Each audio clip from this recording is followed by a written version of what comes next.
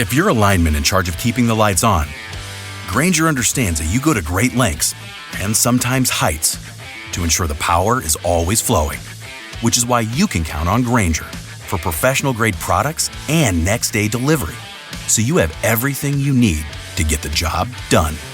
Call 1-800-GRAINGER, click Grainger.com, or just stop by. Grainger, for the ones who get it done.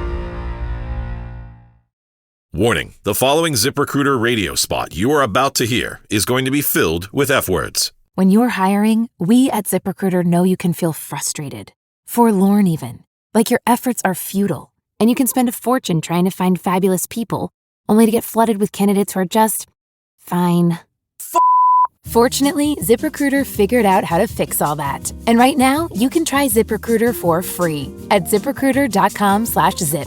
With ZipRecruiter, you can forget your frustrations because we find the right people for your roles fast, which is our absolute favorite F word. In fact, 4 out of 5 employers who post on ZipRecruiter get a quality candidate within the first day. Fantastic. So, whether you need to hire 4, 40, or 400 people, get ready to meet first-rate talent. Just go to ZipRecruiter.com/zip to try ZipRecruiter for free. Don't forget, that's ZipRecruiter.com/zip. Finally, that's ZipRecruiter.com/zip.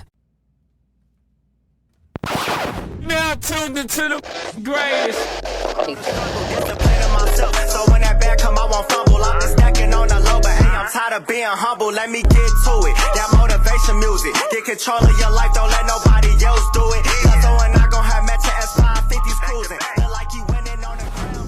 Yes, sir. What's up, everybody? Welcome back to The Run with me, Manny Wilson, all the way from Detroit to Chicago to your speakers and headphones. Now, I appreciate you tuning in to the first interactive sports podcast, a community that makes sure your voice is heard. So if you hear something you agree with, you disagree with, you like or you dislike, go ahead, shoot us a quick take, 219-413-9405. And of course, we will play your take back on our next episode. And then shout out to SeatGeek for sponsoring this episode. Get $20 off your first ticket purchase when you use the promo code The Run Podcast. Now, this only works for first-time users on the mobile app or website. So I don't know about you, but football season is about to start. It's a lot of concerts going on in the summer, so you definitely need to go ahead and book those tickets to whatever it is you're into. Now, one of the things I'm into right now is the preseason, and I got to give a fair warning to a lot of people because for some reason, and maybe it's just because it's the offseason and it's been taking so long for the actual NFL season to come back. But a lot of people have been getting crazy hype about everything that happens in the preseason. When in reality, man, you gotta relax a little bit. You gotta remember this is just the preseason. Like, people on the field in the preseason is fighting for third string, fourth string, just for simply a roster spot on special teams. Like, it's far from the higher up level that we're used to seeing during the regular season. So I understand, it is exciting to even watch football again, but ultimately it means absolutely nothing. So nobody should really be getting hype about anything that's happening in the preseason, especially not no wins and losses. I know it's kind of difficult when your team is actually winning games in the preseason. You're like, yeah, my teams, we're going to be good this year. I get it, but hey, just using the Bears as an example, I'm sorry, Bears fans, but we seen Caleb Williams turn into the preseason MVP last year. He was lighting it up, throwing dimes, all kind of stuff, and everybody was hype about that. And then we see exactly what that turned out to be for the Chicago Bears. So I'm just saying, using that as an example, don't get too excited about the preseason in the NFL. Just let things play out. Let week 1 to 3 go by. Then you start getting a little hype about what your team is doing. And I know it's not easy to do, but just giving the heads up on it's better that way. Trust me, because if you get hype in the preseason, watching what your team does, and then they come out here and lay an egg week 1 through week 5, you're going to be pissed. I'm trying to help you out. I'm an Atlanta Falcons fan. I know how the game goes. I've been dealing with it. Come on, man. I'm just trying to help y'all out. Anyway, speaking of preseason, there's a lot of different things that come with the preseason. And one of those things are the predictions of the preseason of the records. Now, I feel definitely disrespected because Bleacher Report put out a list of winning records and just records in general for each team this upcoming season. So I took a look, of course, checking out my team, seeing what they're doing. And then you won't believe where the hell they have my Atlanta Falcons on this damn ranking of predictions and all kind of things. So it's crazy. And I'm going to show you really quick on the share screen, but this is ridiculous. They have the Atlanta Falcons, Bleacher Report, going 8-9 in this 2025 season, which is just ridiculous to me, considering the amount of talent they have on this team. And they don't have a crazy difficult schedule. So mind blowing as soon as I seen this, I'm like, couldn't believe it. But this is their explanation for it. I'll just read through it really fast. It said, Michael Penix Jr. provided to spark for the Atlanta Falcons. Aerial attack the last 3 weeks of the 2024 season, despite 2 overtime losses in that stretch. As he gains more experience, the second-year quarterback should be able to move the ball through the air with consistency. He's hinted at a growing rapport with tight end Kyle Pitts, which is a good sign for the passing attack. However, Penix might have to win scoring shootouts like he did last year. Atlanta boasted its pass rush, signing Leonard Floyd, and selecting Jalen Walker and trading up for James Pierce Jr. in the first round of this year's draft. But returning starter quarterbacks Mike Hughes and D. Alford allowed passer ratings higher than 105 last year. A.J. Terrell gave up a completion rate about 10% higher in 2024 than he allowed in 2023. So they're trying to say our defensive backs are washed, and they finish off this summary by saying Atlanta's secondary could be exposed in crucial matchups. Now look, Bleacher Report, 8-9 for a valid reason. I understand that. You saying our secondary is weak is kind of debatable, because the thing they didn't really pay attention to, you mentioned that we boosted up our pass rush in the front 7, adding James Pierce Jr. and Jalen Walker and Leonard Floyd. You mentioned that part, but you ain't mentioned last year that we couldn't get a damn stop in the backfield to save our lives. Tell me what defensive backs in the NFL can cover these fast wide receivers and these slot receivers and running backs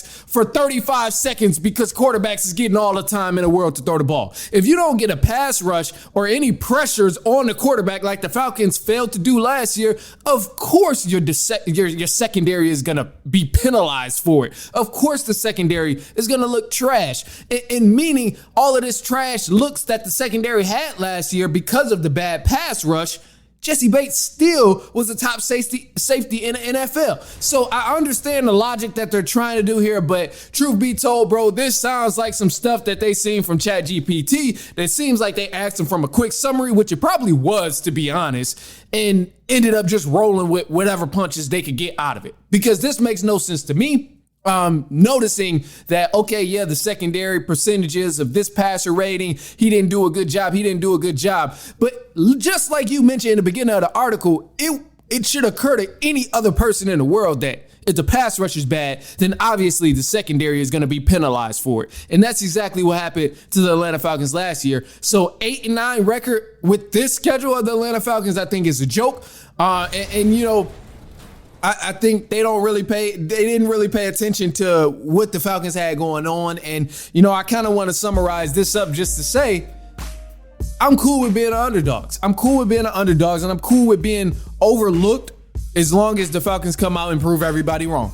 Because I say give it to maybe week 6 and the offense is going to be very explosive again. And the biggest change from last year's Atlanta Falcons to this year's Atlanta Falcons is going to be that pass rush and the ability to get pressure on other teams' quarterback. And this will, of course, trickle down to the secondary, getting more and more stops, and ultimately the defense forcing more and more turnovers. So that's cool that Bleacher Report got us at 8-9. They said our secondary is washed, the secondary is trash. All of that is cool. It sounds good when you type it in the ChatGPT and say, hey, give me a quick summary of the Falcons and what their record will be, which they probably did. But I'm going to just say it like this, man. I'm cool with being underdogs. And I can't wait till the season start, because this is the type of thing where it makes me want to go even more crazy as an Atlanta Falcons fan when I know that we're going to be better and the time comes to where we're winning ball games. This is why I warned a lot of people on me acting extremely belligerent once the Falcons start winning these games. This is why I say things like that, because the constant disrespect is just insane. Now, on the brighter side, I will say this. There's some light with the Atlanta Falcons. One of the things I think needs to be talked about here is the fact that the biggest factor for the Atlanta Falcons on if they'll have a lot of success this season is going to be heavily relied on the rookies. I think James Pierce Jr., Jalen Walker, even Leonard Floyd, obviously not a rookie, but Xavier Watts. A lot of these guys are going to be very, very impactful for the Atlanta Falcons on if this defense comes to life, because we struggled last year. We were 31st in sacks last year, trying to get to other teams' quarterbacks and actually getting stops by getting in the backfield. We were 31st in sacks. Ridiculous. So with the pressure being on James Pierce Jr. and Jalen Walker, these guys got to show up big, and they got to really get a lot of stops and get in the backfield, get the pressures, and hopefully get some sacks on the other team, because if this helps, this will really, really boost our defense, and this will show that, hey, this is not the same Atlanta Falcons team as last year. If we can get sacks on other teams, quarterback and things like that, get some good pressures and things like that. So that's going to be the biggest factor. And I know right away a lot of people probably think like, damn, man, well, that's a lot of pressure on the young guys and the rookies.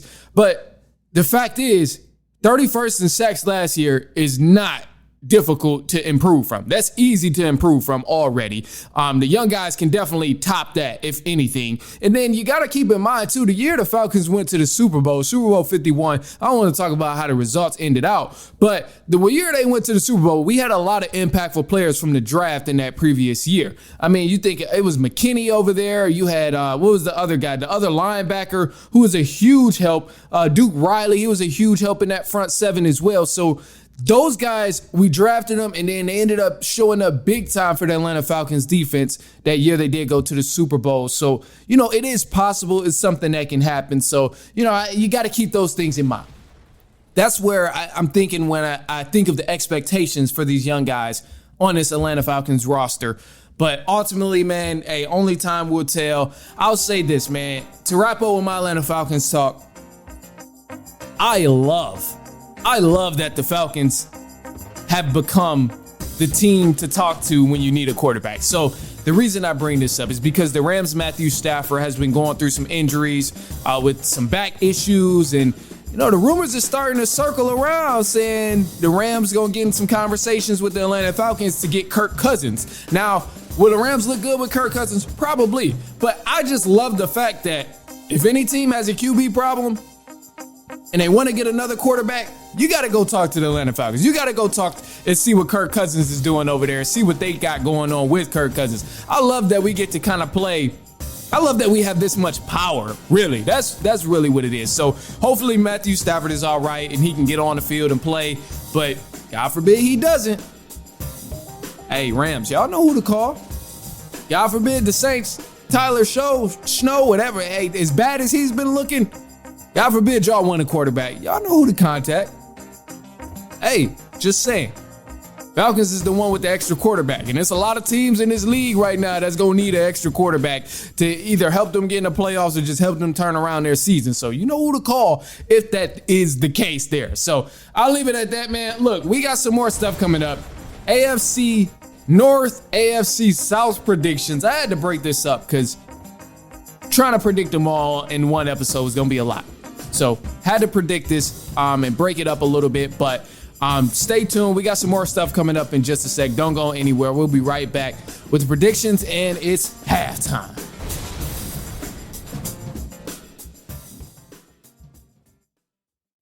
If you like this episode, I've got another podcast I think you'll enjoy, the official Hard Knocks podcast from HBO and NFL Films. Hard Knocks is back, and so is the official Hard Knocks podcast. This year, Hard Knocks heads to Buffalo to follow MVP Josh Allen and the Buffalo Bills as they prepare to get to the next level. On each episode, you'll go behind the scenes with host Andrew Siciliano as he breaks down the latest from training camp. You'll hear from people connected to the past and present of Bills football, as well as the crew from NFL Films, and get unfiltered access to one of the strongest teams in the NFL. I personally cannot wait to watch the Bills on Hard Knocks as they work towards getting past the Chiefs and the rest of the AFC as they try to get to the Super Bowl. Now available as a video podcast. Listen or watch the official Hard Knocks podcast on HBO Max, YouTube, or wherever you get your podcast. If you work as a manufacturing facilities engineer, installing a new piece of equipment can be as complex as the machinery itself. From prep work to alignment and testing, it's your team's job to put it all together. That's why it's good to have Grainger on your side. With industrial-grade products and next-day delivery, Grainger helps ensure you have everything you need close at hand through every step of the installation. Call 1-800-GRAINGER, click Grainger.com, or just stop by. Grainger, for the ones who get it done. Warning, the following ZipRecruiter radio spot you are about to hear is going to be filled with F-words. When you're hiring, we at ZipRecruiter know you can feel frustrated, forlorn even, like your efforts are futile, and you can spend a fortune trying to find fabulous people, only to get flooded with candidates who are just fine. Fortunately, ZipRecruiter figured out how to fix all that. And right now, you can try ZipRecruiter for free at ZipRecruiter.com/zip. With ZipRecruiter, you can forget your frustrations because we find the right people for your roles fast, which is our absolute favorite F word. In fact, 4 out of 5 employers who post on ZipRecruiter get a quality candidate within the first day. Fantastic. So, whether you need to hire 4, 40, or 400 people, get ready to meet first-rate talent. Just go to ZipRecruiter.com/zip to try ZipRecruiter for free. Don't forget, that's ZipRecruiter.com/zip. Finally, that's ZipRecruiter.com/zip.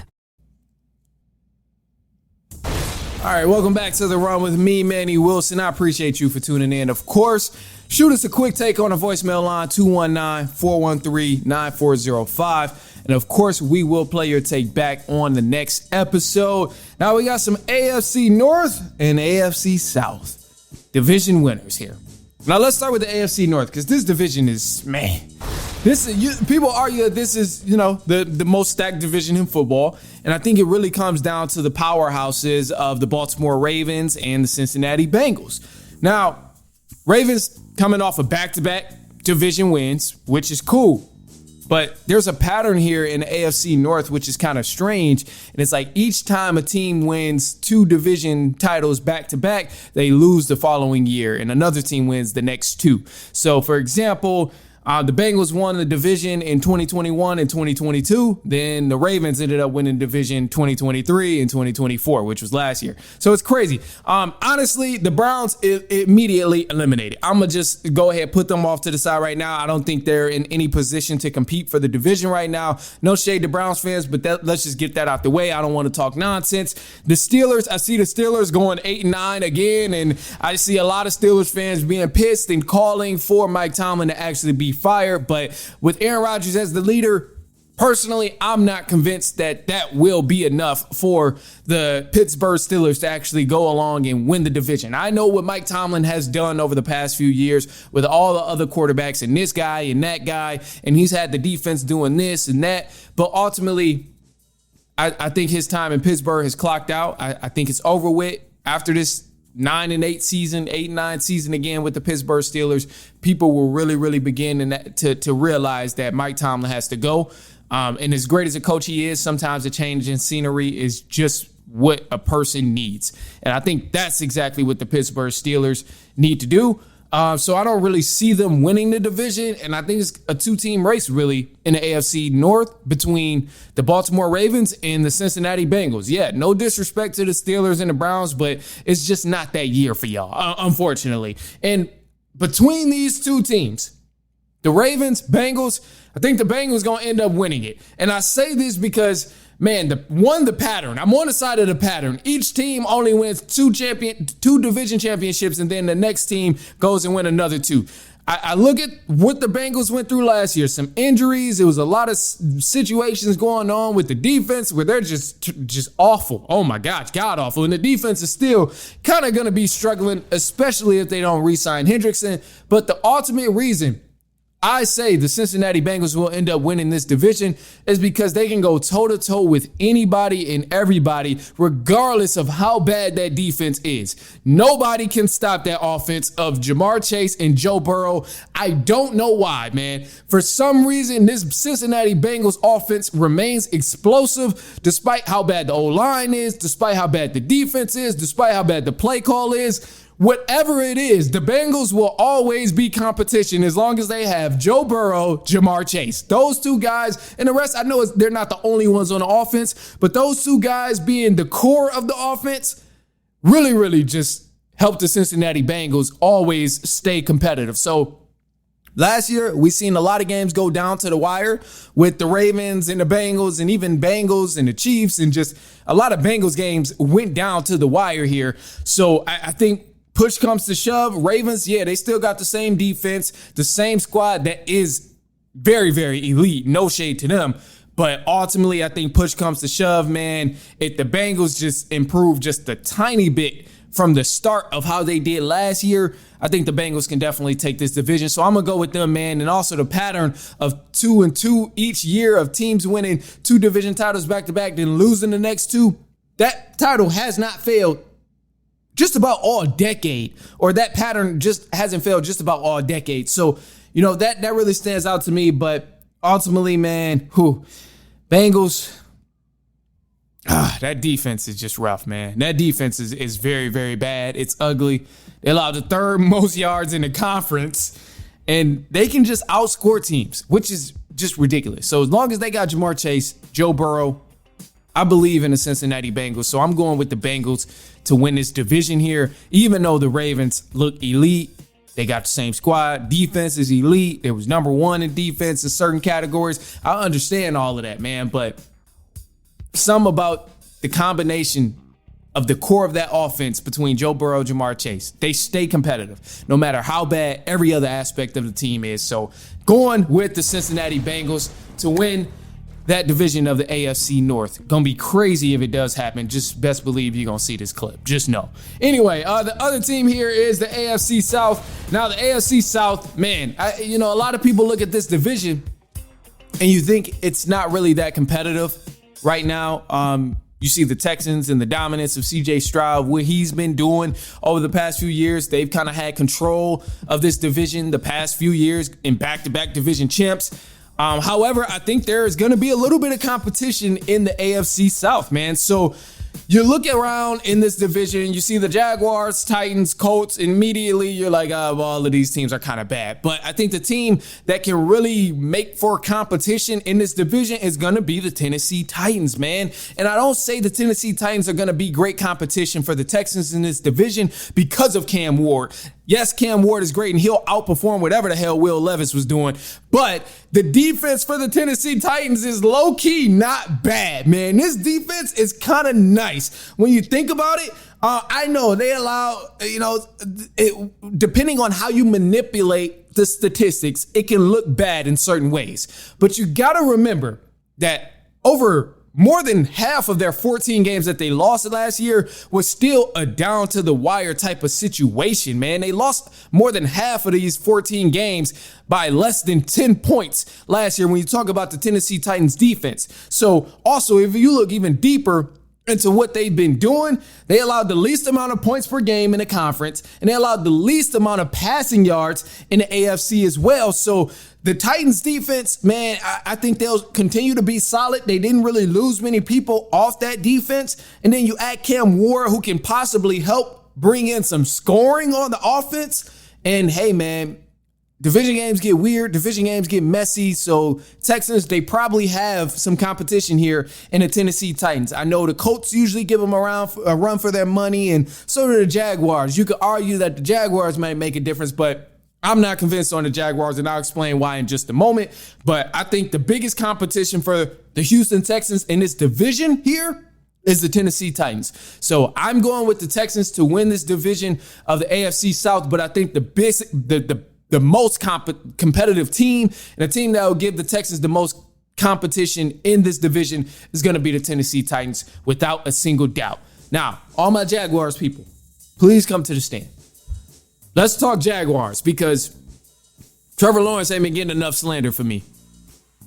on the field. I'll put it that way. Trevor Lawrence ain't been getting enough slander from me as a quarterback on the field. We talk about the NBA. We laugh at Joel Embiid, no conference finals. What the hell we do? I mean, we talk about Kyler Murray. We talk about Justin Herbert. We talk about Justin Fields. A lot of these people in similar draft classes have been getting a lot of criticism, man. They've been getting a lot of hate on why they haven't accomplished this and why they haven't accomplished this.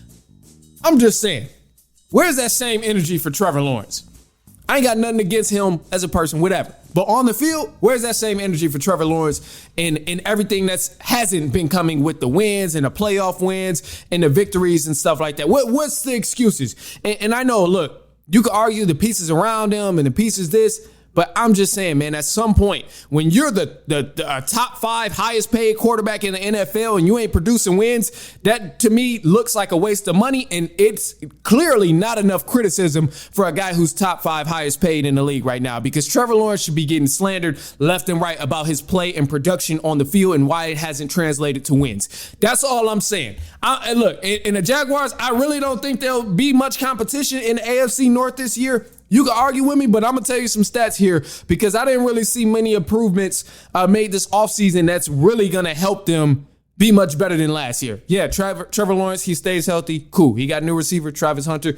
Cool. I love that. He might make some noise, but ultimately, what you going to do about that defense in Jacksonville? Because the defense gave up the most passing yards in the AFC last season. They gave up the second to most rushing yards in the AFC. They gave up the most yards per game in the AFC. And they really didn't do much on building on that defense outside of Travis Hunter. That's the most exciting thing that they have right now. So I get it.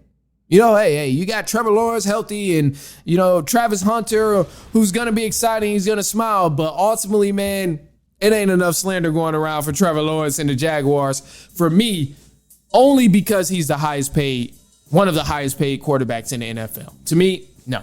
But I think Texans got this division on lock. They'll run it back. They'll probably three-peat and secure this division again. But Texans or the Titans is going to be another team to watch for competition. So Texans-Titans is really going to be the biggest race in this division of the AFC South. So that's how I see it. Other than that, man, look, dog, I greatly appreciate you for tuning in, listening, kicking it with me. Of course, if you hear something you agree with, you dislike, you just want to get a takeoff, go ahead. 219-413-9405, and we'll play your take back on the next episode. Other than that, man, I'm going to leave y'all on a positive note here. And the positive note is something I've said plenty of times and something I've said before. But it's just going to be rest if you need to, but just don't quit. So sometimes you got to take a break. Sometimes you need to take a nap, whatever. You need to ease up, change your routine, scale back, evaluate. But just don't quit. Keep going at it. Because if you quit, that's going to be the only thing that stops you from getting to your goal. Sometimes it takes longer. Shoot, trust me. I know, man. Definitely takes a long time sometimes to get where you're trying to go. So just stay at it and then you'll get there. As long as you keep trying to figure it out, you'll get there. Other than that, man, that's all I got for you. I appreciate y'all tuning in. We'll be back later on this week.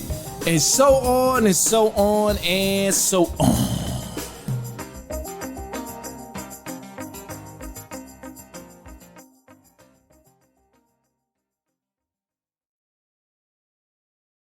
If you work as a manufacturing facilities engineer, installing a new piece of equipment can be as complex as the machinery itself.